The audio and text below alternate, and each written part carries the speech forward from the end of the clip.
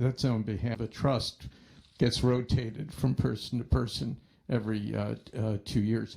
I want to wish you really good luck with the Chinese. That's an important thing, as we all know. And I think there's a real opportunity to make progress with them. And you should have a good time in Florida. I hope the weather's good. Yeah, the weather will be beautiful. Thank you, Steve. I just want to finish by saying that we are absolutely destroying these horrible regulations that have been placed on your heads over not 8 years, over the last 20 and 25 years. You have regulations that are horrendous. Dodd-Frank is an example of what we're working on, and we're working on it right now. We're going to be coming out with some very strong, not far beyond recommendations. We're going to be doing things that are going to be very good for the banking industry so that the banks can loan money to people that need it. I speak to people all the time. They used to borrow money from banks to open up. There was one in Nevada where to open up a pizza shop. He had 3 shops. He had a bank. And he said, you know, at that time he called me Mr. Trump because I hadn't won yet. But he said, Mr. Trump, I can't open up anything. I can't do anything. The banks don't even, I had a bank for 20 years. Now they don't even take my phone call. And I was always a very good customer. So I haven't been able to do what I do. They can't do it. I mean, the banks got so restricted. And I've always said, and some people get insulted, but, you know, it's not necessarily the man that's making a lot of money that's running the bank.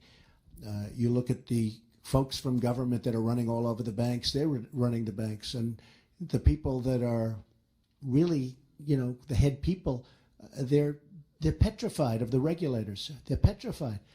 They can't move. The regulators are running the banks. So we're going to do a very major haircut on Dodd-Frank. We want strong restrictions. We want strong regulation, but not regulation that makes it impossible for the banks to loan to people that are going to create jobs.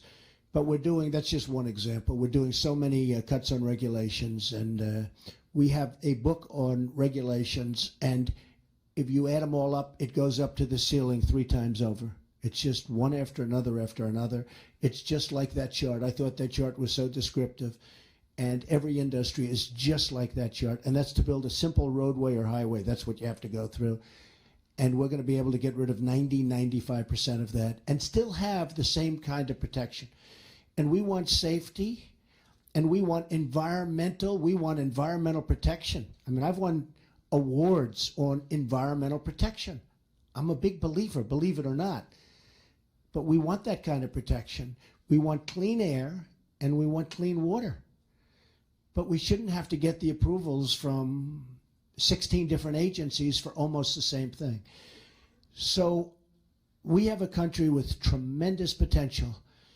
We have the greatest people on earth, but we have to use that potential, and we have to let those people do their thing. And with that, I just want to thank you all. I think you're going to see a very much different environment than you've been used to over the last, again, 20, 25 years. We're going to unleash the country, and I'm willing to take the heat, and that's okay. I've been taking heat my whole life. But in the end, I know it's the right thing to do, and we're going to create a lot of jobs. We have 100 million people, if you look. You know, the real number is not 4.6%. They told me I had 4.6% last month. I'm doing great. I said, yeah, but what about the 100 million people? A lot of those people came out and voted for me. I call them the forgotten man, the forgotten woman. But a lot of those people, a good percentage of them would like to have jobs, and they don't. You know, one of the statistics that to me is just ridiculous. So the 4.6 sounds good, but when you look for a job, you can't find it, and you give up, you are now considered statistically employed. But I don't consider those people employed. If you look at what's happened with Ford and with General Motors and with Fiat Chrysler and so many other car companies, you see what they're doing back in Michigan and Ohio. They were leaving.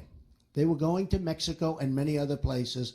They're now staying here. Now, I did say, Reed knows this very well because you've seen me say it many times to the big auto companies at meetings, it's okay. Enjoy your new plant.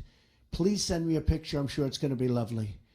But when you make your car or when you make your air conditioner and you think you're going to fire all of our workers and open up a new place in another country, and you're going to come through our what will be a very strong border, which is already, you see what's happened, 61% down now in terms of illegal people coming in. Way down in terms of drugs pouring into our country and poisoning our youth. Way down. General Kelly's done a great job. But when you think you're going to sell that car or that air conditioner through our border, it's not going to happen. You're going to have a tax. And the tax may be 35%. And you know what? Every single major company that I've had that conversation with has said, you know, we've decided to stay in the United States. It's amazing. And you would have thought they would have said this, frankly, for years, but nobody's ever said it. And we've lost close to 70,000 factories over a relatively short period of time. 70,000. You wouldn't believe it's possible, Reed, to lose 70,000 factories. 70,000. You know, you look at a map of the United States, how many factories can you lose? We lost almost 70,000 factories. And I will tell you, that's not happening because now they're all staying here and they're all expanding here. Ford announced last week a massive expansion of 3 of its plants. That was not going to happen, believe me, if I didn't win. So good luck, everybody. Enjoy yourselves. You're my friends. You're amazing people. And we're going to put you to work. Thank you.